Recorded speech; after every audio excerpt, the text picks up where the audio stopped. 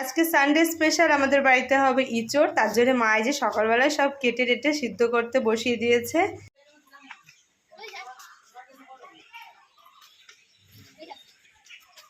মাখানো হবে আম আর তার কোনটা দেখছিস? ভুল হয়েছে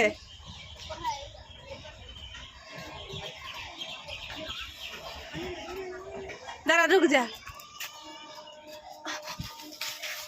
গাইস, আম হাত দিয়ে ছিঁড়ে ফেলেছি আমি লোকে নেওয়ার আগে, তাই তো অঙ্কিত? রাস্তার কাছে আমগুলো সব পেরে পেরে খেয়ে নিচ্ছে লোকে নেওয়ার আগে। গাইস, আম পাড়া কমপ্লিট। এই যে আম পেরে নিয়েছি, ছাদে চলে এসেছি।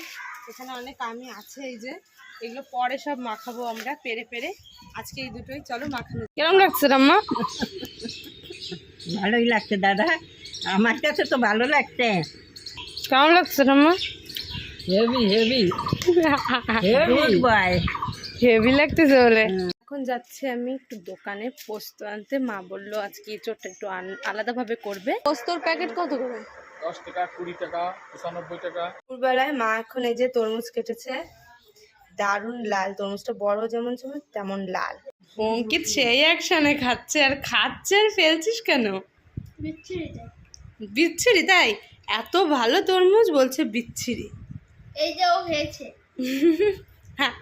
হ্যাঁ, তুইও অত ভালো খাস না। আমি তো খাইছি এই যে। হ্যাঁ, এই যে পুরো পরিষ্কার করে ফেলেছে খেয়ে অঙ্কিত।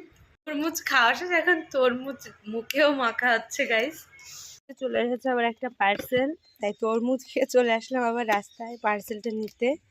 অঙ্কিত এখন এটা আনবক্সিং করছে। সেইটা ফালতু জিনিস এটা। তো আজকের ভিডিওটা তো এইটুকুই। কেমন লাগলো জানিও। আজ একটু অন্যভাবে ভিডিওটা আপলোড করলাম, আর ভালো লাগলে কিন্তু একটা সাবস্ক্রাইব আর লাইক করে দিয়ে যেও।